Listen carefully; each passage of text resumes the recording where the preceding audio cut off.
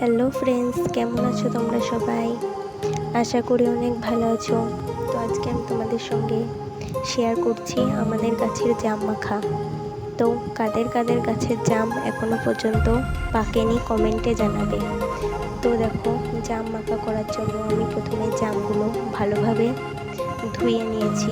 তো জামগুলো ধোয়া হয়ে গেলে একটা ছুরির সাহায্যে মাথাটা কেটে ফেলে দিয়ে মাঝে মাঝে পিস পিস করে জামগুলো কিন্তু গোটা হয়েই থাকবে, শুধু মাঝে মাঝে চিড়ে নিতে হবে। তো দেখো, সব জামগুলো চেরা হয়ে গেছে। তো এখন আমি একটা গ্লাসের মধ্যে জামগুলো ভরে নিচ্ছি।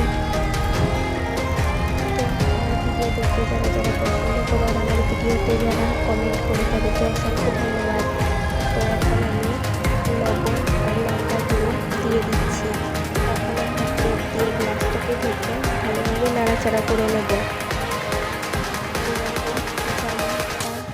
ভালোভাবে মাখাটা তো আমার ভিডিও ভালো লাগলে অবশ্যই একটা লাইক করে চ্যানেলটা সাবস্ক্রাইব করে দেবে, যাতে করে নেক্সট টাইম আমি কোনো ভিডিও পোস্ট করলে সবার আগে তোমার ফোনে নোটিফিকেশান যায়। তো দেখো, আমার জাম মাখা পুরো রেডি হয়ে গেছে।